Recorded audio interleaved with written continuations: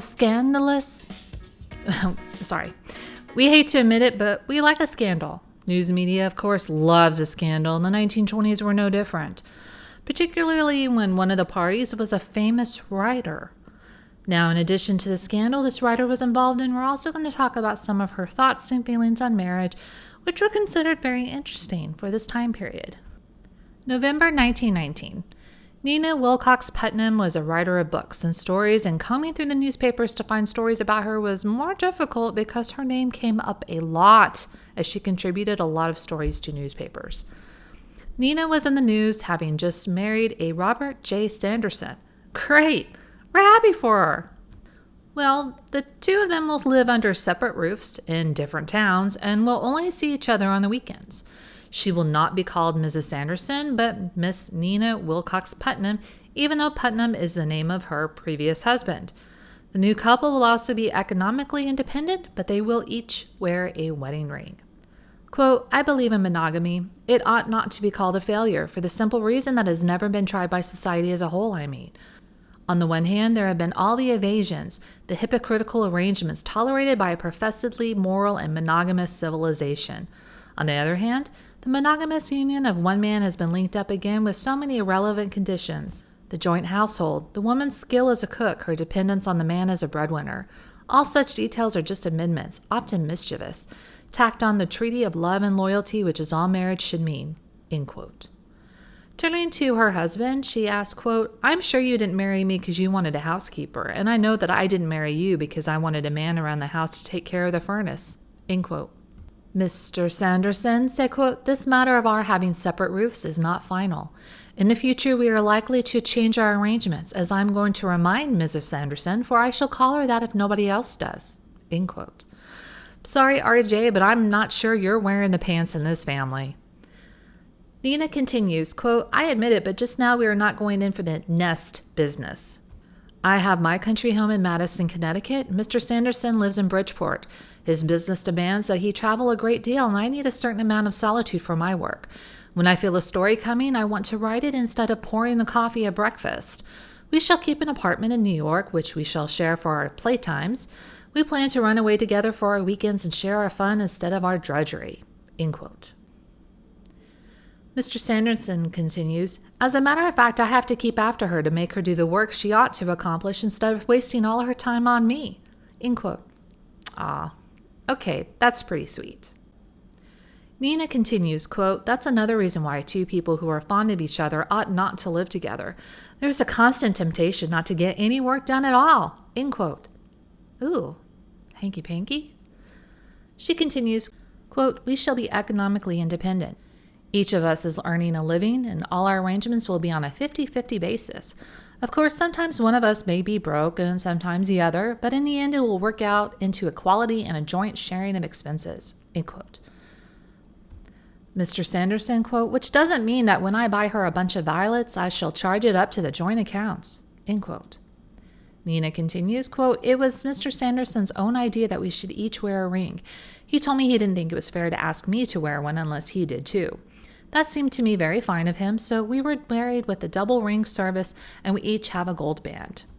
As for my name, it is under which I have written for years, and I am going to keep it, although it did belong to my first husband. Naturally, Mr. Sanderson doesn't exactly like the idea, but we have talked it over and decided there is nothing else for me to do. A woman writer of my acquaintance, married for the second time, told me it has cost her at least $2,000 to make her new name as valuable, professionally, as her previous one. Where I made my mistake was in writing under my first husband's name instead of my name before I was married at all. However, I shall be Miss Nina Wilcox Putnam. I don't see why married women, any more than married men, should be singled out and branded with a special title. One's sex status is one's own affair. End quote. So, great. What's the big deal about her marriage arrangement? To me, it sounds actually fairly ideal. You do your thing, I do mine. We both have our own work lives. We'll catch up in New York periodically. We're going halvesies on stuff. I'm already famous. I'm keeping my name, but you can call me whatever you want in private. The fact that it was the paper tells you that it was not considered the norm or conventional. What else was odd compared to now? According to the New York Tribune, December 14, 1919, a married woman could not be sued under her maiden name. Why? Because the maiden name was not representative of a real person. A woman cannot sign away her dower rights other than under her married name. Now, what are dower rights? These come into play when a spouse dies and the wife gets 1/3 of the spouse's real property, now extended to cover both spouses. Only 3 states currently in the year 2024 still have dower rights as written this way.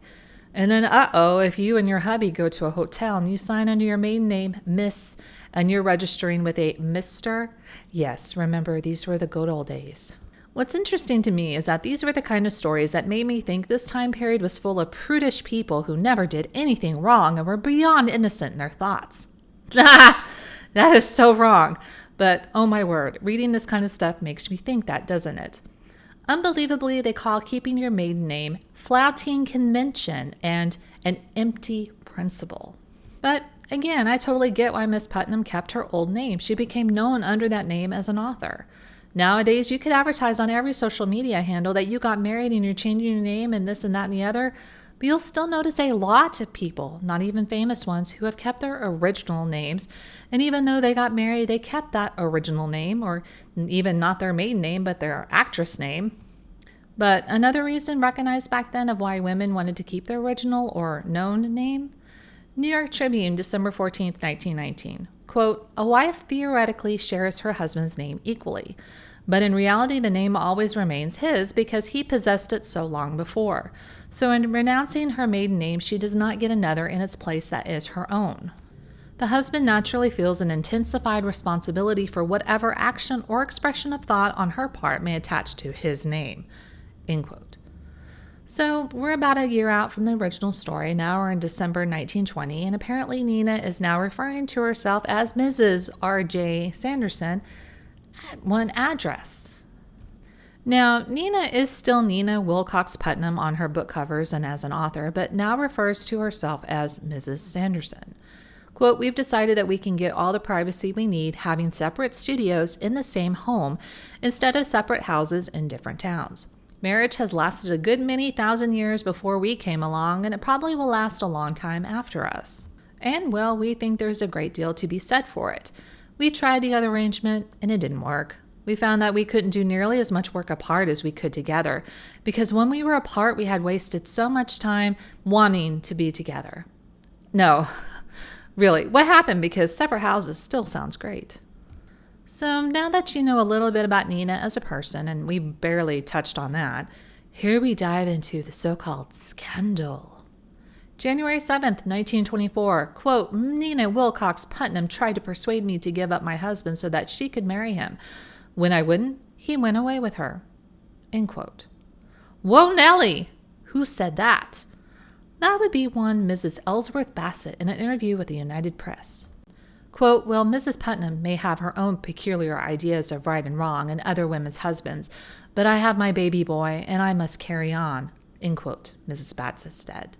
She works in the town's library every day in support of herself and her 3-year-old son, Adrian.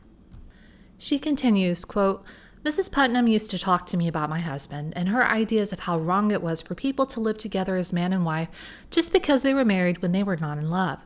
She was very friendly with my husband here last spring, but I had no suspicion that anything was wrong until after I had it put plainly to me that I should divorce my husband and had refused. He went with her to Canada. That was in June that she talked to me, and on the first day of July they left together. Since then, my husband has not been back, except to see the boy. End quote. The husband was intended to become Nina's chauffeur and personal business representative. Mrs. Bassett works every morning until 2 p.m. in the library, and in the evening she works in the post office so she can provide for herself and her son. Quote, when you live in a small town, you can't give way. You have to hold your head up. Everyone knows your business here and most everyone's friendly, but you can't let them see you give way. Of course, the fact of my husband's leaving me was a blow. We had never been estranged before he went away with Mrs. Putnam. Then, too, there's the boy. That makes it hard. This apparently has been going on since July. Just at present, I don't quite know what I shall do about it. I have consulted a lawyer about suing for divorce, but he advised me not to take any action for the present, not to give them that much satisfaction. I suppose eventually I shall get a divorce, but just now I'm not even contemplating action, end quote. Speaking of the small town she lived in, quote, we don't understand these new philosophies here. Here when we marry, we generally stay so. At least there's never any suggestion of taking away another woman's husband like this, but perhaps I'm not worldly enough, end quote. Apparently the husband is contributing to the support of their son from funds he's earning from Mrs. Putnam. Now, hey, are we getting the other side to the story? We are indeed. Well, don't get too excited. It ain't much. Mr. Ellsworth Bassett was asked, quote, why are you and your wife living apart? End quote. He answered, quote, for business reasons it is necessary under present conditions, end quote. Asked if there was an estrangement between him and Mrs. Bassett, he was quoted as saying, if there is, it's news to me. So far as I know, we have the best of feelings for each other, end quote. Asked if Mrs. Putnam asked his wife to divorce him so he would be free to marry her, Bassett was quoted as answering, I can't imagine such a ridiculous thing, end quote. Now, Nina's a bit distracted because in addition to these charges, she's trying to divorce her husband, Mr. Sanderson. Yes, this is all kind of happening at the same time. January 7th, 1920. Nina's arriving into New York from her Florida winter home in order to consult her attorney. As I mentioned, she's trying to get divorced from her hubby, Sanderson, and was trying to get the divorce from a court in Rhode Island, as allegedly Rhode Island's court was fairly quick about approving divorces. However, there's one caveat to that. You had to have lived in Rhode Island for 2 years. Originally, the divorce was granted, but that little issue about not having legal residence there caused the divorce to be rescinded. January 8th. Now in New York, Nina said, quote, all of these things they have said about me are absolutely false, end quote. She's denying that she ever spoke to Mrs. Bassett about divorcing Mr. Bassett so Nina could marry him. When asked about that, Nina said she was too tired to discuss all that and that Bassett was still in Florida looking after her orange grove. I don't think that's a euphemism for anything. Nina wanted rather to discuss on her divorce. Quote, I left Providence upon the advice of counsel. I had no idea there was anything wrong in my doing so. I was assured everything was all right. Now I am anxious to obtain an explanation, end quote. Again, she's speaking of this rule that you have to have lived in the state of Rhode Island in order to get the quickie divorce. In Florida, with the orange grove, Ellsworth Bassett denied reports that Nina wanted him to get divorced. Nina stated, quote, I'll discharge Mr. Bassett this very minute if his wife says so, end quote. I like how the newspapers describe Ellsworth as a 6'4", blonde, New England clam digger, chauffeur, business agent. Wow. Quote, I am not the kind of woman who would rob another woman of her husband. Please say that for me. I have cried and cried over this thing. Now I am mad and hurt, end quote. Nina continues, quote, I had always thought Gertrude, that is, Mrs. Bassett, my friend. Thought so until now. How she can say these things about me, I cannot understand. Of course, I say it is immoral for man and wife to live together after love has died. Most unmoral, but in the case of the Bassetts, I do not know if love lives there or not. I have never inquired, end quote. As you shouldn't, because kind of not your business. She continues, quote, I did not ask Gertrude to divorce her husband and give him to me. I do not believe in divorce. Oh, I know you will ask how I square that with my writings in favor of easier divorce. Divorce sometimes becomes necessary. It became so in my case. The fault does not lie with marriage. It is with the people who marry. If divorce were easier, there would be less divorce, end quote. I'm trying to wrap my noggin around that statement. Miss Putnam made it clear she was going to fight. Quote, my reputation has been ruined by malicious calumny. I want people to know the truth. Mr. Bassett is just an employee. I have treated him as such. He has driven me in my car and he has served as my business agent. I will discharge him this very minute if Mrs. Bassett says so. Why, I would rather cut off my right hand than hurt her or any woman, end quote. So the question is if Mrs. Bassett will try to put forth any charges or legal action. So far, she doesn't seem to want to. So how did this all start? How did the 6'4" blonde New England clam digger chauffeur business agent come under Nina's employ? Quote, about 2 years ago, I had a serious illness for which my doctor prescribed a certain treatment to be administered by a male nurse. I consulted with my women friends. I consulted with Gertrude, whose marriage with the well-favored lad whom we had all seen clam digging and lobster trapping along the waterfront with the other town boys had delighted us. She immediately suggested her husband. She was eager about it. I suppose the little new family needed money. I engaged young Bassett. He proved remarkably adaptable. The doctor dubbed him a find.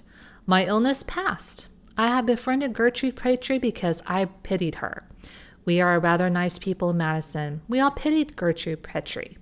We all helped, and we were all glad for her when she married young Ellsworth Bassett, one of the nicest of the town boys. He pleaded that he was cut out for better things than clam digging. Wouldn't I give him a chance? I did, and I can prove by my bank account that I have never had reason to regret it. He graduated from one employee in my service to another, until I finally gave him a chance to conduct some of my literary affairs, that is, the marketing of my literary wares. He has been a marvel. How am I characterized in this thing?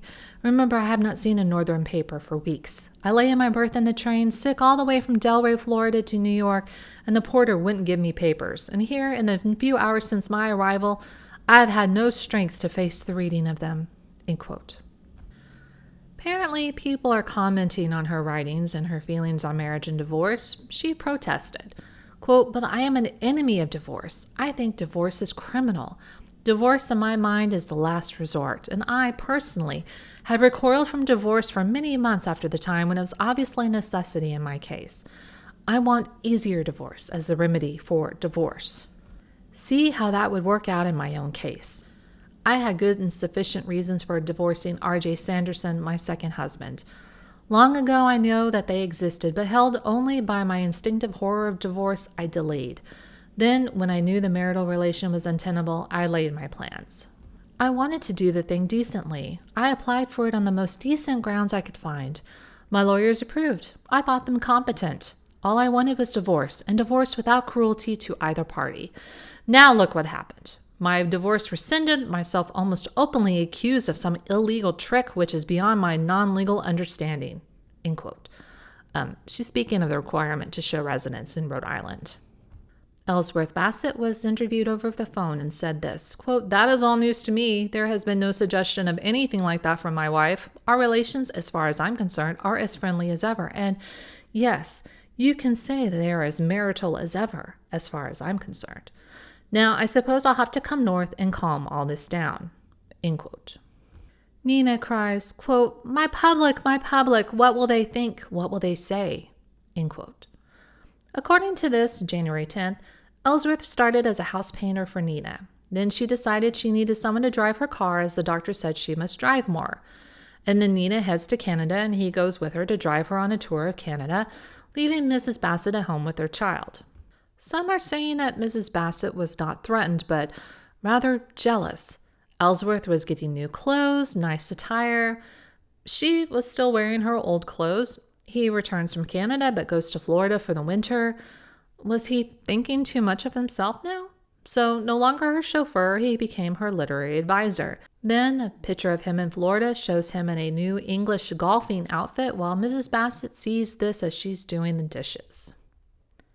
January 12, 1920, Nina's divorce will come before a grand jury next March. Ellsworth apparently resigned from his position today. He left New York and headed home to Madison, Connecticut. Ellsworth said that he quit actually for Nina, who suffered from having him under her employ. I'm assuming because of the accusations his wife was making. He hoped that the resignation would put his wife's mind at ease. January 13th, well, apparently Ellsworth's trip home did not resurrect his relationship with his wife. He tried to see her at home, at a local basketball game, and at her workplace, the library. Previously, he had written to her, saying that he would wait until noon Saturday to reconcile. No reply. So he goes to the library, walks up to her, and asks for a conference. Her response, "You'll have to see my attorney." Ellsworth stated that they should be able to speak about matters without the aid of an attorney. She refused to discuss. Ellsworth apparently gave up and left, saying he was going to New York where he had family living. He apparently was met in New York by his brother and was led to the house. So what happened with them? We'll revisit them in just a few minutes. January 15th. Still some divorce hullabaloo from Nina's husband, R.J. Sanderson. Quote, I have requested my attorneys to institute an immediate investigation in order to determine whether grounds exist on which I should bring an action for divorce against my wife. In fairness to her, the public should suspend its judgment until the facts are known. End quote. This is him wondering if there really was anything hanky-panky between her and Ellsworth that he could use to bring a suit against Nina. And good on him for his public plea, because Lord knows the public always has an opinion, whether wrong or right. February 7th. If Nina was worried about how the public would feel about her current issues, she needn't be, it appears. She had been in seclusion but had returned to Florida to speak to a group from the League of American Pen Women and received nothing but cordiality. April 28th. Her husband found that Gertrude Bassett's charges against his wife, quote, to be absolutely without foundation of fact, end quote. We're just going to hop, skip, and jump to 2 years later. Nina finally got her divorce from R.J. Sanderson, and that's all that was said about it. Mic drop. So it really seemed that the scandal, such that it was, didn't do anything to her popularity. Didn't really seem to do much, but for the few days that it was in the papers.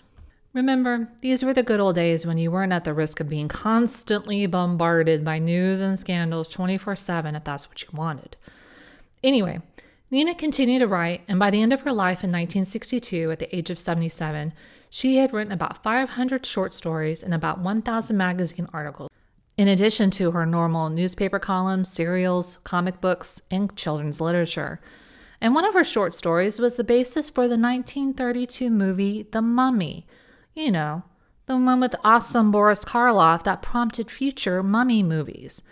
And that wasn't the only story she had that was the basis of a movie either. She married twice more after Sanderson, made at least $1 million off of her work, and was supposedly the one who drafted our beloved 1040 income tax form for the IRS.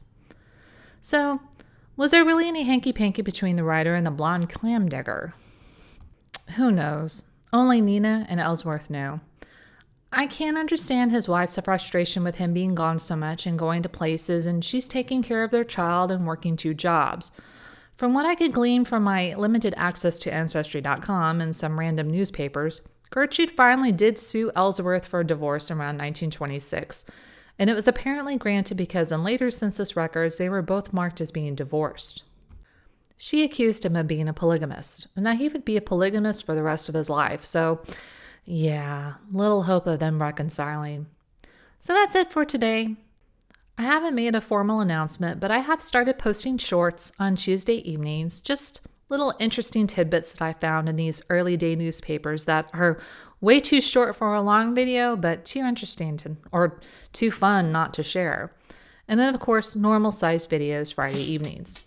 Please like and subscribe if you haven't already, and if you already have, thank you so much. See you.